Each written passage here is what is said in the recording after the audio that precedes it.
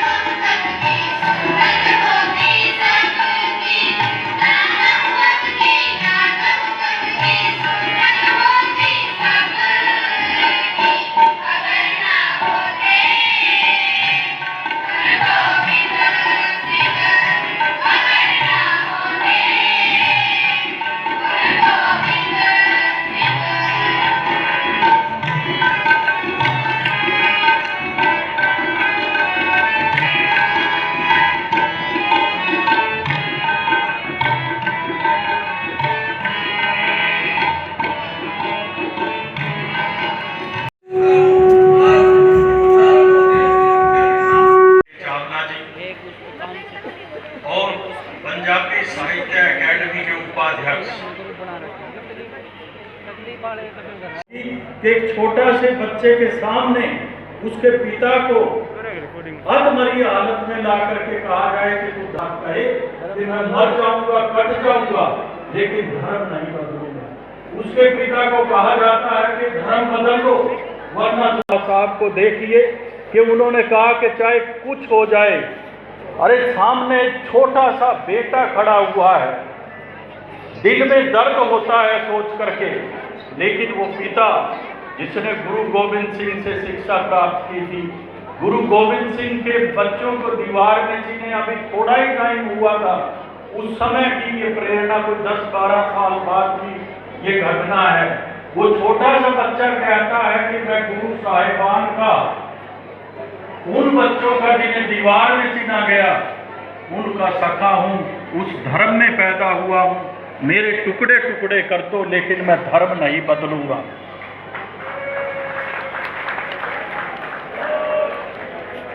उसका कलेजा चीर पिता के मुंह में घुस दिया गया, लेकिन फिर भी उन्होंने धर्म नहीं बदला। आज के पढ़ने वाले लोग कह देते हैं क्या ईसाई, क्या मुसलमान, कुछ भी हो, क्योंकि हम स्कूलों में सेकुलरिज्म खड़ा कर दिया हमने। बच्चों ने इस इंसानियत को बचाने के लिए 4 साल के, 6 साल के, 8 साल के बाबा फतेह सिंह, बाबा जोरावर सिंह किस प्रकार दीवार पहले छोटे बच्चे को छू रही थी कि मैं हम इसलिए नहीं रोते। मिला शहादत का कंपटीशन दोनों भाइयों में, आज तो नंबरों का कंपटीशन है। 98%, 99%, 100% भी आ जाए तो माँ बाप के 58 बच्चों के चित्र मैंने यहाँ लगाए। 58 बच्चों को एक किताब में लेखबद्ध किया, और सबसे पहले मुझे खुशी इस बात की है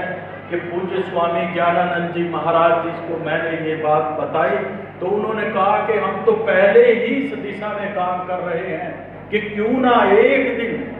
इन बच्चों के नाम पर किया जाए। 14 नवंबर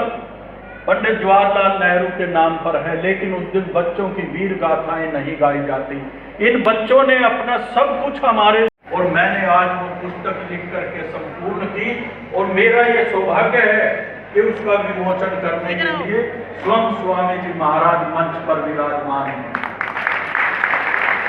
हमारे डीएवी कॉलेज प्रबंध समिति के प्रधान पद्मश्री डॉक्टर पूनम सूरी जी अभी 15 दिन पहले यहाँ आए। शहर के सभी गणमान्य लोग उनको मिले। उन्होंने कहा कि विद्यार्थी जी ने ये बीड़ा उठाया है तो पूरा डीएवी इनके साथ है, और हम जो अगली किताबें छापेंगे उन किताबों में इन बच्चों की जीवनियां, हम जो स्कूलों में डीएवी स्कूलों में तो कम से कम ये इंश्योर करेंगे कि इन बच्चों की जीवनियां जन जन तक पहुंचाई जाएं ताकि बच्चे राष्ट्रभक्ति का पाठ सीख सकें। स्वामी जी वैसे तो सन्यासी परिव्राट होता है, सम्राट से भी ऊपर होता है। आज सर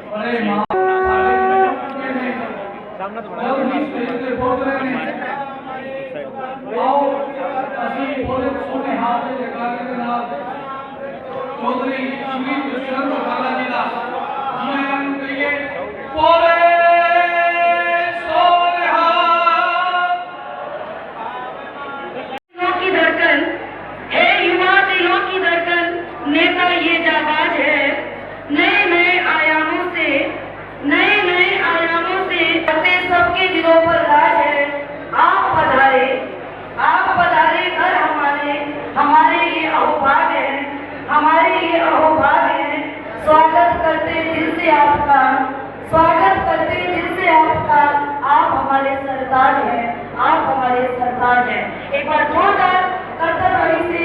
हम अपने माननीय मुख्यमंत्री जी का स्वागत करें। मैं अनुरोध करूंगा हमारे माननीय अध्यक्ष महोदय डॉक्टर धर्मदेव जी विद्यार्थी जी कृपया मंच पर आए और माननीय मुख्यमंत्री जी के नादर साहब पीछे मर जा।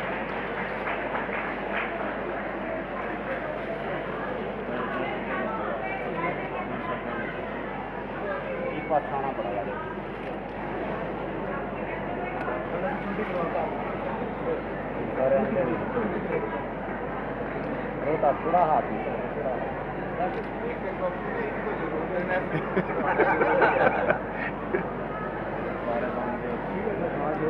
Thank you sir. स्कूल के पावन प्रांगण में देश की आजादी में अपना बलिदान देने वाले उन तमाम हमारे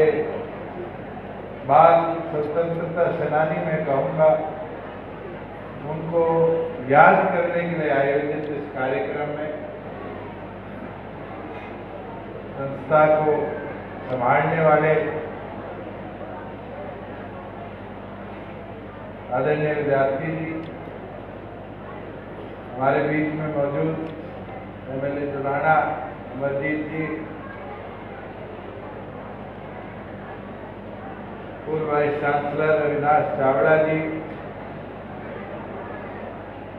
डिप्टी कमिश्नर नरेश जी, किशन राठी जी, पूर्व विधायक भाग सिंह जी,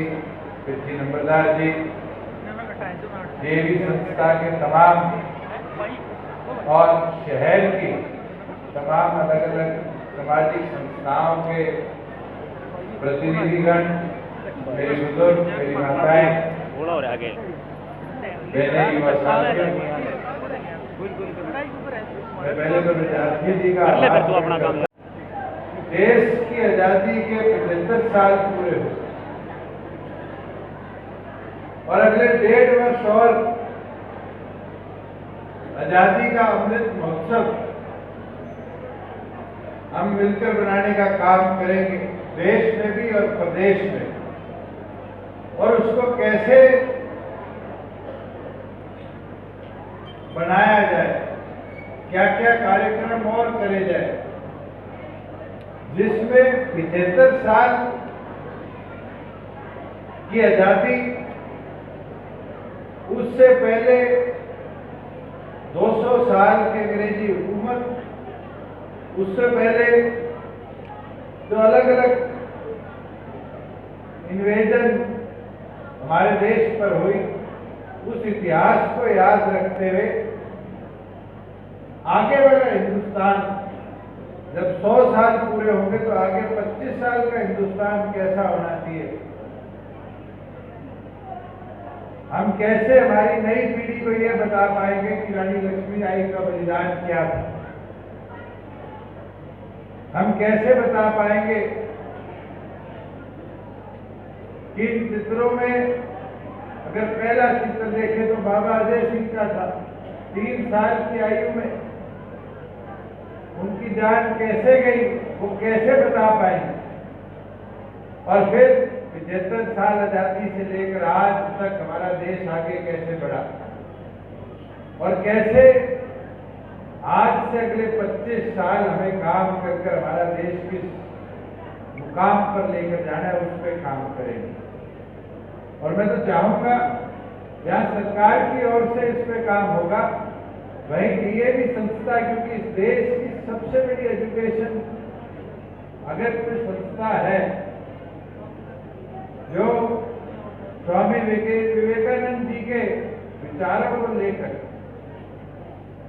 आज कैसे शिक्षा को और आगे ले जाया जाए, उस पर काम कर रही है। आप लोग भी मिलकर अपने तमाम स्कूलों में इसको लेकर चलो कि 25 साल बाद साइंस एंड टेक्नोलॉजी में हमें क्या करना है, क्या अचीव कर दिखाना है। स्पोर्ट्स के अंदर अगले 25 साल में इस देश को कहां ले जाना है, किस मुकाम पे ले जाना है, हमारी हिस्ट्री को कैसे और रिसर्च के माध्यम से हमें हमारी नई पीढ़ी तक पहुंचाने का काम करना है। मैं आपके साथ एक चीज साझा करना चाहूंगा। अभी बांग्लादेश की आजादी के अंदर पाकिस्तानी आर्मी को हमारी तीनों सेनाओं ने मिलकर बांग्लादेश से बाहर निकालने का काम नहीं किया। ह्यूमन राइट्स को बचाने के लिए दुनिया का सबसे बड़ा ऑपरेशन संयुक्त तौर पर किया तो हमारे देश में हमारी आर्मी ने किया। मगर जब मुझे उस युद्ध में लड़े हुए कई ऐसे हमारे वीर योद्धाओं से मिलने का मौका मिला, तो कई ऐसी चीजें थी जो उस हिस्टोरिकल इवेंट के 50 साल पूरे होने पर मुझे पता चली कि 85,000 पाकिस्तानी सैनिकों को हमने पकड़कर उनको सरेंडर करना पड़ा और उनको वापस पाकिस्तान भेजा गया। कैसे हमारे 4 फ्रंटलाइन एयरफोर्स बेसिस पर हमला होने के बावजूद भी हमारी एयरफोर्स ने रुकने का काम नहीं किया।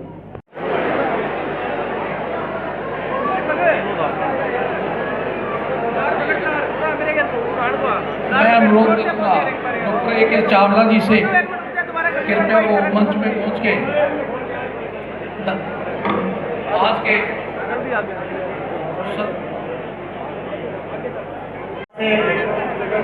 और बाल शौर्य सम्मान समिति की ओर से हमारे बीच पधारे आज के मुख्य अतिथि पूरी तौर पर एक किताब के माध्यम से दर्शाया और आज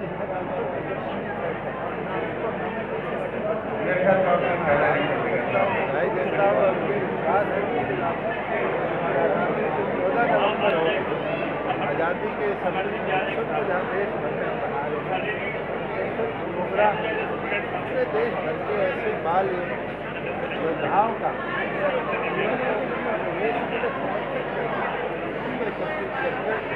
नमन भी करें।